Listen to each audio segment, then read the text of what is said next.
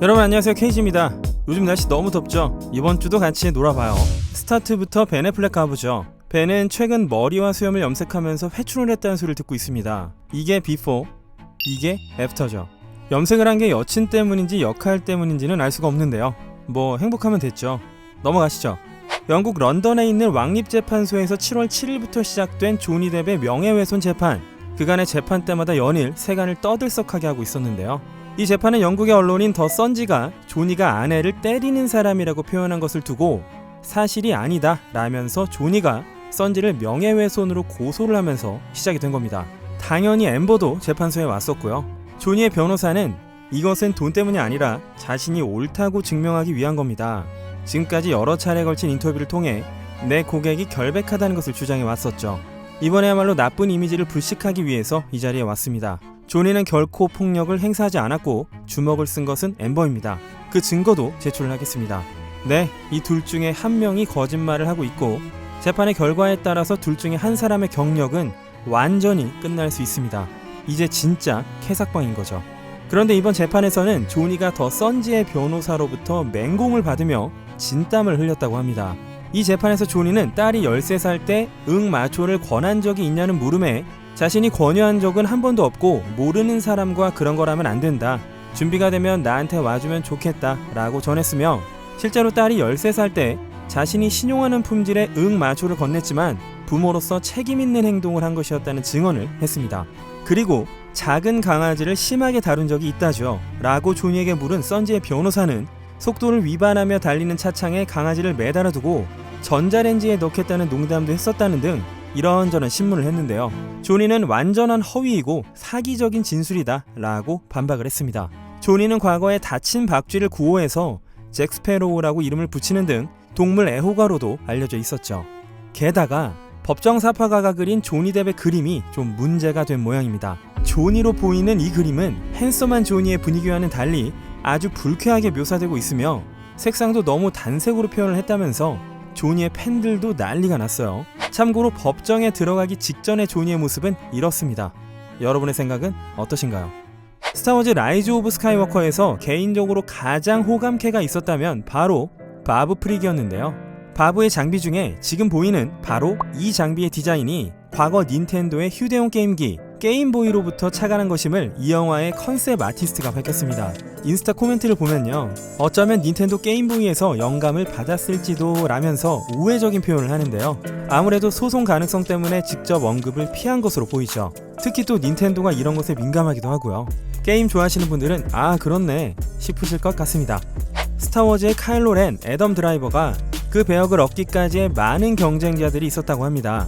스크린렌트에 따르면 제작 초기부터 카일로 렌은 제다이를 죽이는 자로 설정, 원래 캐스팅에는 휴고 위빙이나 마이클 패스벤더 등 마블 작품 배우들의 이름이 거론되었었다죠.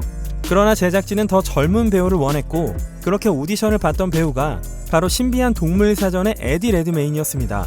영화 사랑에 대한 모든 것으로 아카데미 나무주연상까지 수상했던 에디였지만 스타워즈의 오디션은 신비한 동물 사전에 출연하기 이전이었기에 스타워즈의 제작진은 더 지명도가 높은 배우를 채용하고 싶어 했습니다.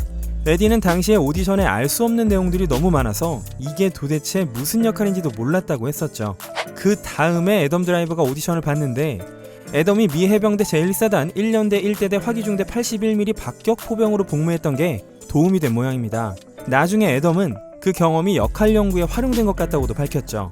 핀역의 존 보에가도 원래는 블랙팬서에 나왔던 마이클 B 조던과 경쟁했었다고 하니까요. 우리가 모르는 그런 오디션의 뒷세계도 흥미롭죠. 미국 엉덩이 대장 크리스 에반스가 열애 중입니다. 상대는 드라마 다운튼 애비로 알려진 영국 배우 릴리 제임스인데요. 크리스 에반스와 릴리 제임스는 7월 4일 영국 런던에 있는 마크스 클럽에서 함께 있는 것이 목격이 되었고 그 후 두 사람은 같은 택시를 타고 같은 호텔에 도착. 그러나 도착 후 별도의 입구로 따로 호텔로 들어갔다고 합니다. 아마도 파파라치에 대한 대비를 한 거겠죠. 그런데 찍혀버렸습니다. 두 사람이 있던 마크스 클럽은 회원제로 운영되는 클럽이고 새벽 1시까지 파티를 즐겼다고 하는데요. 릴리 제임스는 닥터 후의 11대 닥터 역 맷 스미스와 약 5년간 사귀다 작년 12월에 깨졌죠. 아무튼 이때만 해도 크리스와 릴리의 공식 의견도 없고 단순한 남사친 여사친일 수 있다는 말이 나왔지만 7월 7일 영국 런던의 한 공원에 함께 있는 게 목격이 되었습니다. 아이스크림을 손에 들고 서로 웃는 등 아주 귀여운 데이트를 하고 있는데 아이스크림을 먹을 때를 제외하고는 이렇게 두건 마스크를 하고 있었다고 합니다. 팬들은 응 사귀네 라는 반응입니다. 미션 임파서블 2에서 톰 크루즈와 함께 출연했던 영국 배우 댄디 뉴튼이 최근 벌처지와의 인터뷰에서 20년 전에 함께 작업했던 톰 크루즈에 대한 놀라운 사실을 밝혀서 화제죠. 댄디 뉴튼이 말하길 톰이 너무 무서웠어요. 그는 매우 지배적인 성격을 가진 사람이고 좋은 사람이 되기 위해서 노력하고 있지만 그 압박이 대단했습니다. 자신만이 모든 것을 완벽하게 해내야 한다는 그런 생각을 갖고 있었죠. 밤에 발코니에서 스페인의 야경을 바라보는 장면을 촬영하는 날이었는데 오우삼 감독은 모니터링을 하느라 계단 아래서 지켜봤기에 내 옆에 없었죠. 그는 촬영 때 영어를 하지 않기로 결단을 내렸었는데 그게 좀 불편하긴 했어요. 아무튼 이 장면이 잘 안 풀렸어요. 대사가 정말 최악이었거든요. 톰은 내 연기에 불만이 있었는데 설명하기 싫어진 듯 갑자기 본인이 하게 해달라 라면서 톰이 카메라 앞에서 제 연기를 리허설했죠. 그런데 전혀 도움이 안 됐어요. 이것보다 무의미한 건 없을 정도였죠. 너무 창피하기도 했고요. 그리고 나서 톰이 전화를 걸어와 사과를 하려나 싶었는데 톰은 단지 이번 씬은 다음 주에 다시 찍을게 라고 말했을 뿐이었죠. 톰이 최악이라는 건 아니고요. 그는 단지 스트레스가 많았을 뿐이었어요. 돌이켜보면 귀중한 시간을 함께 보낸 것 같습니다 라고 했죠. 그런 톰 크루즈와 미션 임파서블 7의 제작진들의 촬영 재개가 영국 정부로부터 승인이 되어서 14일간의 자가격리 기간이 면제되고 그 대신 철저하게 관리된 장소에서 촬영을 한다고 합니다. 톰은 옥스포드 셔필드에서 스턴트 연습을 했는데요. 이렇게 전력 질주하는 모습도 볼 수 있었죠.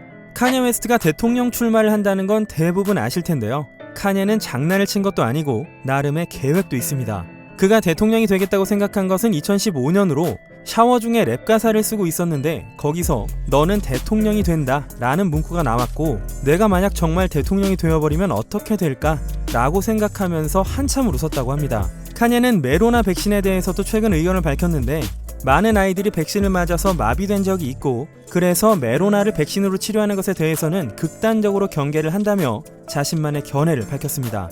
신께서는 대통령으로 자기를 지명하고 있고 2020년이 되던 2024년이 되던 그것이 신이 정하신 시기다 라면서 정말 진지하게 출마를 생각하고 있다고 밝혔습니다. 게다가 이미 부통령 후보도 결정했다고 하네요.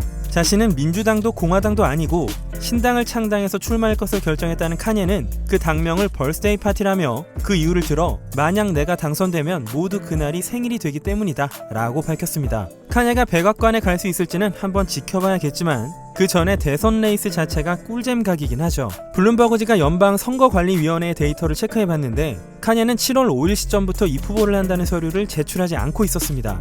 만약 그로부터 7일 이내에 출마를 하지 않으면 기한이 지나고 만다는 점을 말씀드리겠습니다. 주드로가 디즈니의 실사판 피터팬에서 후쿠 선장 역을 협상 중인 것으로 나타났죠. 이번 실사 영화는 1953년에 만든 피터팬의 실사화 버전인데요. 올해 3월에는 웬디 역의 에바 앤더슨이 캐스팅되었다는 발표가 있었는데 에바는 블랙 위도우에서도 나타샤의 어린 시절을 연기한다고 하죠. 에바 앤더슨은 사실 레지던트 이블로 알려진 배우 밀라 요보비치의 딸입니다. 그리고 이 작품은 디즈니 플러스가 아니라 극장에서 공개되는 영화라고 하네요.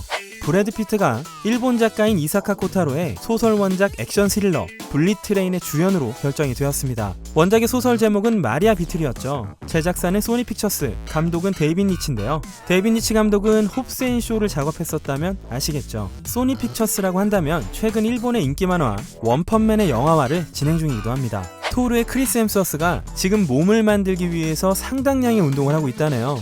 그 이유는 바로 유명 프로레슬러인 헐크 호건을 연기하기 위해서인데요. 헐크 호건의 전기 영화를 작업하는 감독은 바로 조커의 토드 필립스입니다. 재밌겠죠? 크리스는 정말 재밌는 프로젝트가 될 것이며 아주 육체적인 역할을 위해서 토르 때보다도 몸을 더 키워야 한다고 밝혔는데요. 헐크 호건은 윗입술에서 길게 뻗은 수염이 특징이죠. 그리고 머리 앞쪽이 어딘가로 날아갔기 때문에 크리스는 금발로 전부 염색하고 머리도 밀고 수염도 기르는 큰 변화를 주려고 한답니다. 사실 잘 알려지지 않은 이 프로젝트를 두고 토드와 크리스는 2년 전쯤부터 이야기를 시작했다고 합니다. 처음에 논의를 할 때는 TV 시리즈가 되지 않을까 생각한 적도 있었다죠. 크리스는 헐크의 삶의 어떤 부분에 초점을 맞추고 어떻게 시대 설정을 해야 할지 자신에게도 다양한 아이디어가 있어서 토드 필립스와 논의를 해왔다며 아직은 각본 작업 중이라 영화가 완성이 되려면 갈 길이 멀고 차분히 시간을 들여서 만들고 있다는 이야기를 들려줬습니다. 한 대학생이 올린 틱톡 영상이 화제가 되고 있죠. 7월 2일 조지아 주립대학교 영화 전공을 하고 있는 줄리안 베이스는 좋아하는 영웅들이라는 제목으로 이 동영상을 올렸습니다. 스타워즈에서 벤10 그리고 스파이더맨으로 간단하면서 쌈박한 VFX를 구사한 동영상인데요. 이 20초짜리 영상으로 엄청난 좋아요와 공유를 얻었죠. 특히 디즈니의 전 CEO이자 현 회장인 밥 아이거가 전 세계가 네 이름을 알게 될 거야 라고 코멘트를 남기자 줄리아는 이제부터 시작이에요 라고 대답. 두 사람이 조만간 이야기할 시간을 만들자고 매듭을 지었습니다. 이 동영상에는 소니도 놀라움을 나타내는 이모티콘을 남기고 있고 영화 가디언즈 오브 더 갤럭시의 제임스 건 감독도 박수 이모티콘을 남겼죠. 동영상 하나로 벌써 업계에서 주목받는 대학생이라니 멋지죠. 크리스티아노 호날두의 연인 조르지나 로드리게스가 함께 찍은 투샷을 공개했습니다. 두 사람은 2016년부터 사귀고 있고 조르지나는 호날두의 4명의 자녀들과 단란한 가족 사진을 SNS에 종종 올리고 있었죠. 사실상 가족과 다름이 없습니다만 지난해 11월 모로코에서 극비리에 결혼을 했다는 소문을 부정하고 있었죠. 게다가 조르지나는 호날두를 남친이 아닌 남편이라고 부르고 있다고 합니다. 조르지나가 낳은 아이인 알라나 외에 대리모로 출산한 2명의 쌍둥이, 친모에 대해서는 거의 밝혀진 게 없는 첫째 크리스티아노 호날두 주니어까지 총 4명의 아이의 육아도 전부 해내고 있는 데다 이 두 사람은 조만간 결혼은 할 것이다 라고 말하긴 했기에 세기의 결혼식이 열리는 것은 시간 문제가 아닐까 싶죠. 이 두 사람은 조르지나가 일하고 있던 구찌 매장에서 만났다고 하죠. 얼마 전 7월 8일 인기 드라마 글리로 알려진 배우 나야 리베라가 아들 조지와 함께 캘리포니아 벤츄라 카운티에 있는 호수에 단둘이 여행을 갔다가 행방불명이 되었습니다. 보트를 대여한 후에 호수에서 수영을 했다는데요. 나야는 없고 조지만 보트에 있는 것을 다른 보트에서 발견. 직후 나야의 수색 작업이 시작되었습니다. 7월 8일 당일 저녁부터 헬기와 드론, 다이버팀 등이 총 출동해서 수색 작업을 시작. 해가 지고 수색은 일시 중단. 7월 9일 아침부터 다시 수색이 시작되었다가 오후 3시에 수색이 중단되고 7월 10일 아침부터 다시 수색을 재개했습니다. 구조팀은 당초의 2배가 넘는 100명 이상이었다고 하는데요. 아직까지 찾지 못해서 난항을 겪고 있다고 합니다. 벤츄라 카운티의 보안관 사무소 공식 트윗에서는 나야의 수색 상황을 계속 업데이트하고 있습니다. 또한 보안관은 나야가 아들과 함께 보트를 대여하러 가던 때의 CCTV 영상도 공개를 했습니다. 벤츄라 카운티 보안관 대리 크리스 다이어 씨는 나야가 타살당한 흔적은 없어서 사고 가능성으로 초점을 두고 수사를 하고 있다고 하네요. 톰 홀랜드가 얼마 전 메로나 검사를 받았다고 합니다. 다름 아닌 동명 게임이 원작인 영화 언차티드의 촬영 때문이었다는데요. 다행히도 별 문제가 없어서 메로나로 인해 촬영을 시작도 못했던 언차티드는 조만간 촬영에 돌입한다고 합니다. 개봉일은 2021년 10월에서 7월로 3개월가량 앞당긴 상태죠. 7월에 들어 크리스 프렛의 주라기 월드 도미니온의 촬영도 재개가 되었는데요. 이쪽 현장에서는 몇 사람이 양성이 떠서요. 또다시 촬영이 중단될 것이라는 그런 예측이 나오고 있습니다. 일본의 국민적 배우인 아야세 하루카가 지금 2년간 열애를 해왔고 그 상대가 한국 배우 노미누라는 보도가 나오면서 일본 연예계가 다시 한번 발칵 뒤집혔죠. 아야세 하루카라고 한다면 작품을 열거할 필요도 없는 탑 배우고요. 노미누는 과거에 비주얼락 밴드인 트랙스로 데뷔를 했던 한국과 일본 양국을 오가면서 활동했던 인물인데요. 아야세의 소속사 호리프로는 열애 사실이 오보라고 통지를 하면서 전면 부정을 했죠. 그런데 지금 계속 한일 양국 두 사람의 주변인들의 증언이 이어지고 있고 결혼을 전제로 교제하고 있다는 소식에 현지 대중들의 찬반 양론까지 아주 거세게 일고 있죠. 과연 아야세 하루카의 소속사인 호리프로의 말처럼 두 사람의 관계가 정말 사실 무근인지 아니면 둘의 관계가 진실이고 정말 결혼까지 앞두고 있는지 심지어 2년이 아니라 4년간 사귀어왔다는 증언까지 나오고 있는 가운데 관계자들은 모두 묵묵부답으로 일관하고 있습니다. 이 두 사람에 대한 더욱 딥한 내용은 조만간 특집 김효캐에서 다룰 예정이니까요. 그때 꼭 오셔서 보시면 좋겠습니다. 네, 오늘은 여기까지 하겠습니다. 재밌게 보셨다면 구독과 좋아요를 잊지 마시고요. 행복한 주말 보내시기 바라겠습니다. 지금까지 주간 김효캐 K였습니다.